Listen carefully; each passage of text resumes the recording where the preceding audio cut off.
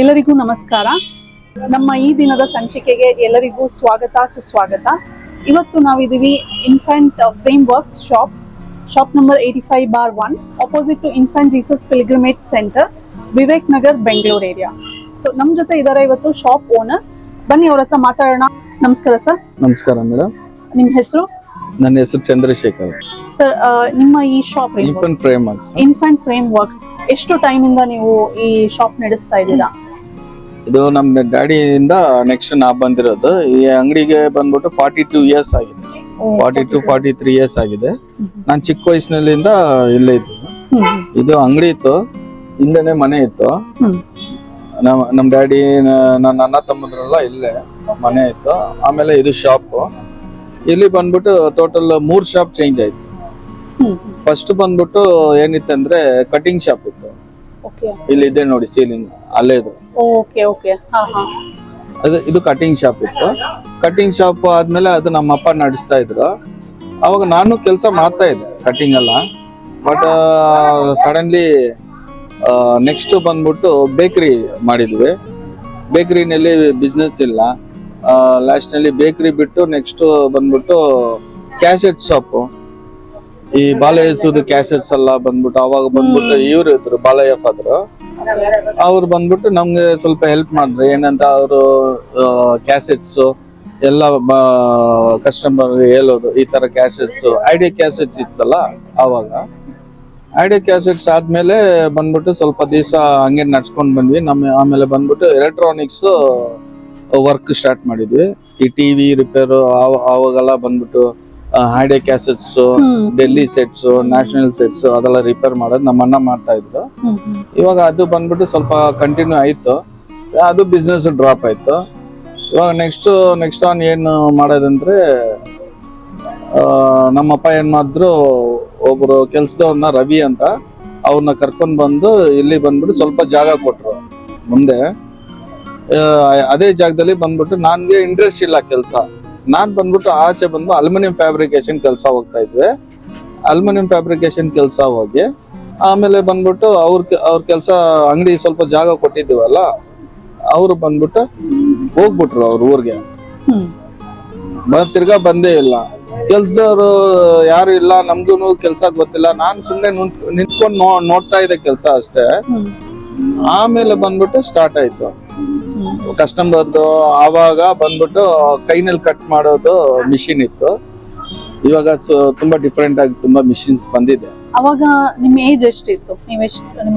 ನನ್ಗೆ ಬಂದ್ಬಿಟ್ಟು ಅವಾಗ ಏಜ್ ಒಂದು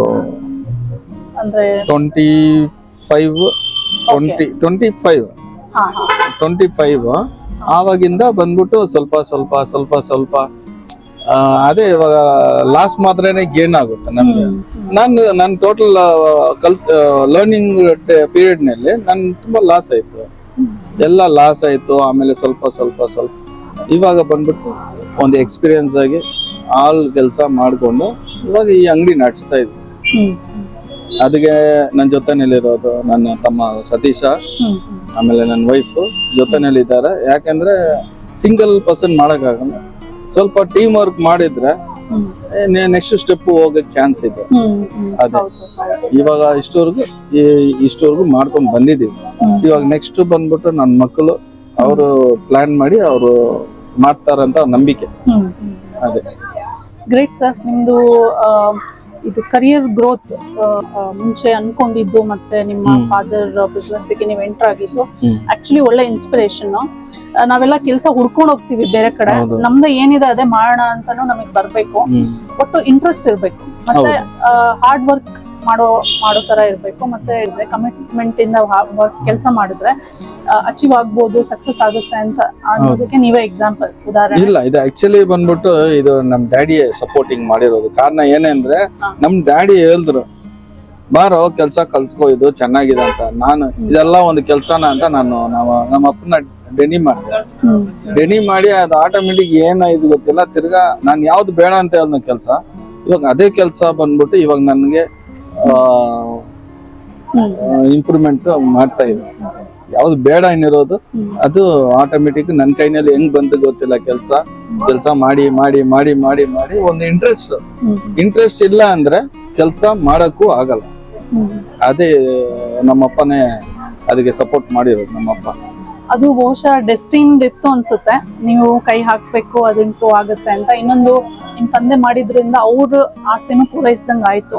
ಸೊ ಒಳ್ಳೇದಾಗ್ಲಿ, ಚೆನ್ನಾಗ್ ಆಗ್ತಾ ಇದೆ. ಆಕ್ಚುಲಿ ನಮ್ಮ ಬೇರೆ ಎಲ್ಲ ನಾವು ಚರ್ಚಿಗೆ ಬಂದಾಗ ಬೇರೆ ಎಲ್ಲ ಫ್ರೆಂಡ್ಸ್ ರಿಲೇಟಿವ್ಸ್ ಎಲ್ಲ ಕೇಳ್ತೀವಲ್ಲ, ಆಗ ಅವ್ರು ಈ ಶಾಪ್ ಕಡೆನೆ ತೋರಿಸ್ತಾರೆ.